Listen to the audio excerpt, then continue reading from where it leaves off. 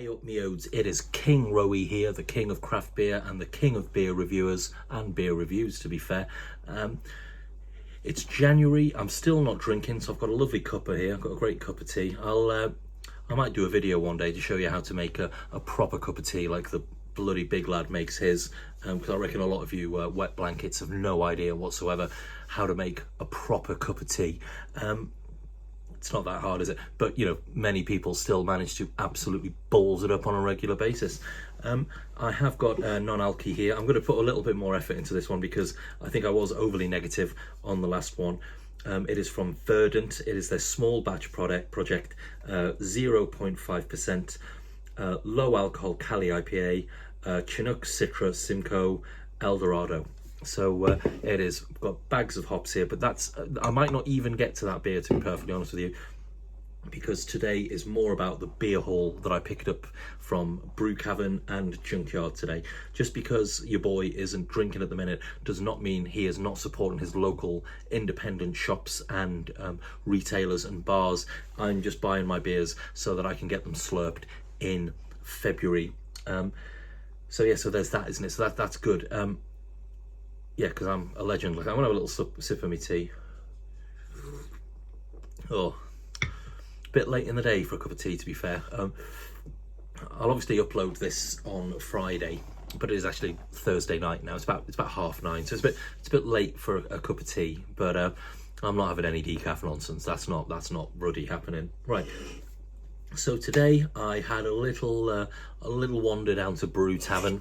To pick up some Bronsons because they've just had a really big resupply in. I already had in my head what I was going to buy, and then when I got there they had a huge track delivery as well.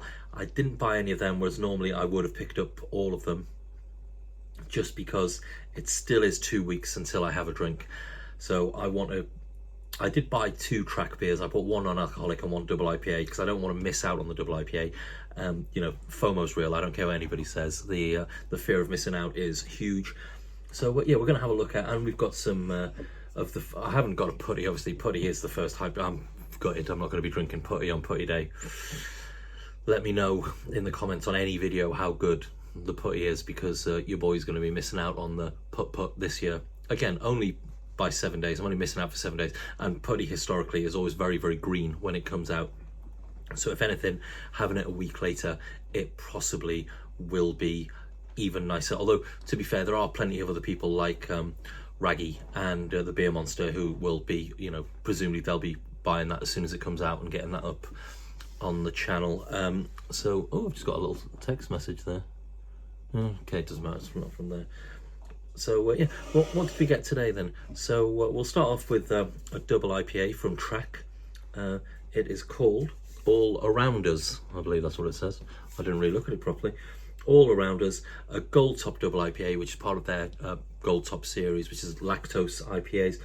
Citra Cryo, Citra YCH 702, Pacifica, Nelson Sauvin, and Cascade. That is 8.4%. So I don't know what my first beer at the end of this month without booze is going to be. It's almost certainly going to be putty. Well, it might not be my first beer, but my first video will be putty. But this potentially is going to be my first beer. So we have got that there. We have got a double IPA from Track. That looks a belting.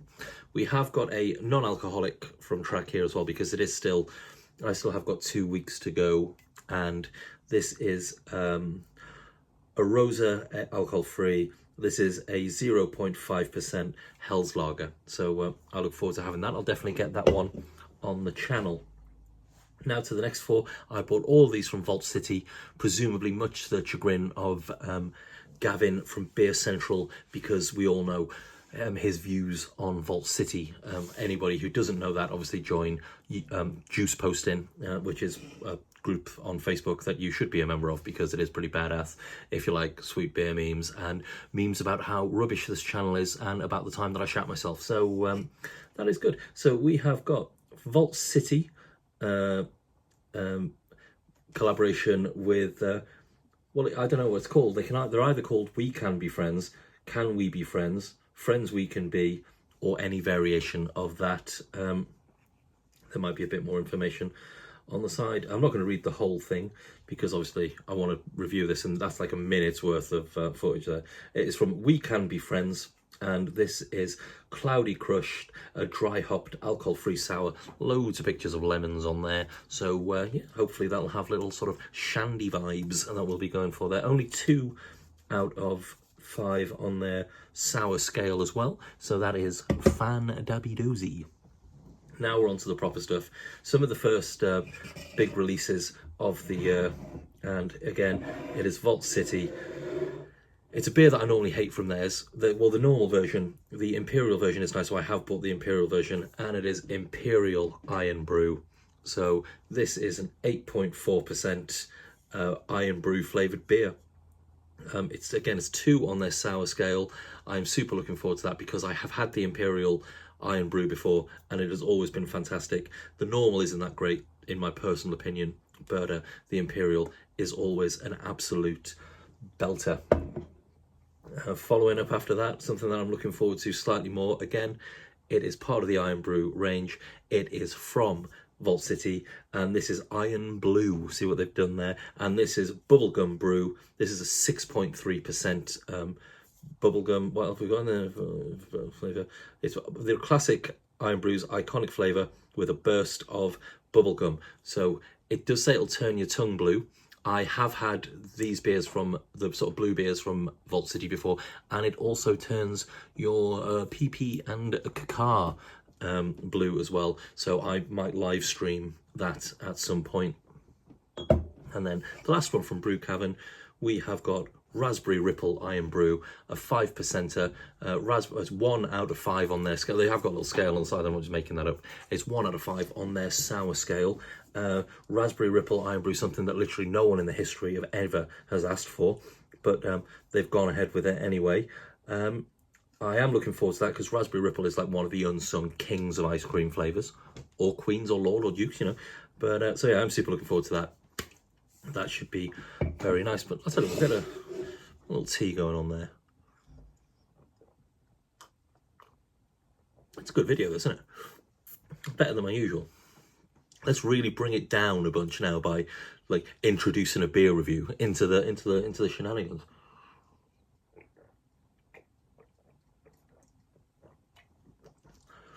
I am looking skinny though, aren't I? Do you know what I mean? Like for 2 weeks of no booze after essentially 2 months of being pissed as a fart every single day. So let's get this in the glass. We're not going to fully review this. We're just going to have this while we talk about the next 4 beers that I got from Junkyard in Nottingham. That looks lovely, doesn't it? Lovely sort of pale ale vibe colours going on there. Got the track glass as well, so got a filthy track glass. There's man live. Yeah, I'll be right. No one's watching. The only sort of people who care about, you know, the dirty glass mafia and stuff like that tend to be the real sort of craft beer snobs, and as we've established, none of them watch this channel anyway, so I might just start reviewing Foster's. But yeah, let's have a little sniff. I'm not gonna lie, the Heaven from Northern Monk the other day didn't go down that well, but it doesn't matter, does it? So here's an evolution of our first attempt at a crisp, low-alcohol Cali IPA, 0.5% and a hopped-up little beauty, utilising a clever yeast and proper brewing techniques as opposed to fancy hardware. Quenching and moorish, now with a little more added on the cold side.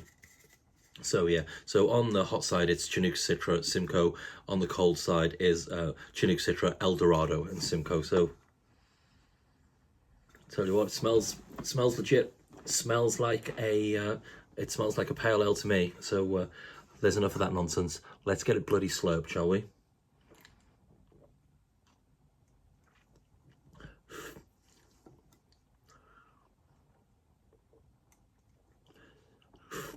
Well, I don't know. That was gross there, wasn't it? That sort of dripping down me mush. That is delicious. That is very, very nice indeed. Okay, that has made me feel a lot more confident going forward with the rest of the non-alcoholic beer reviews that I will be doing. That is delicious. It's lemony, it's crisp, it's hoppy. Just listing things here that beers are meant to be, but that is delicious. That is Pardon me. That is refreshing. I'd be willing to guess that that is something like a sort of 3% ABV pale ale. If somebody served me that, I wouldn't have guessed that this was alcohol free. That is delicious. That is made me feel a lot better. So yeah, so if you do see that anywhere, the Verdi one, that's absolutely magic. So yeah, you should get that. That is fantastic.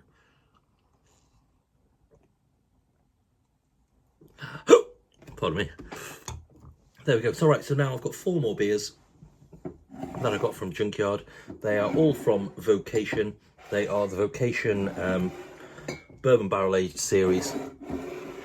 So I think a lot of people. I did have the box, but didn't fit in my bag, so got rid of it.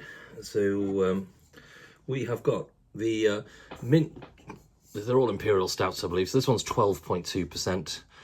This is the mint chocolate stout that's been barrel aged. Now, I don't know if the barrel aged version or just the normal version. I believe this was available in Tesco at one point a couple of years ago. I think it was one of those beers that was in Tesco that was like £7 a bottle. So it wasn't in there for very, very long. But I do like Vocation. I do remember having this at one point, and I remember it being very, very nice indeed. So bourbon barrel aged wild berry imperial stout. This is 11.6. So yeah, these are probably all just going to go in the stash. These ones might not ever really make it into the channel. These might just be chuggers, do you know what I mean, from chug groups or something like that. But I'm mostly doing this video to say that, like, you know, your boy's still getting his Bronsons in regardless of, you know, not drinking. And then I'll do that one last because it sounds stupid. And then I have had this one already, to be fair. This is the bourbon barrel aged imperial coffee stout. No, I haven't had this one. It's just got a very similar label to the maple syrup one. So yeah, I'm sure this will be very, very nice indeed. 12.6%. And last but not least, we have got, this is a 9.8%. Oh, it's a Baltic Porter, this one actually.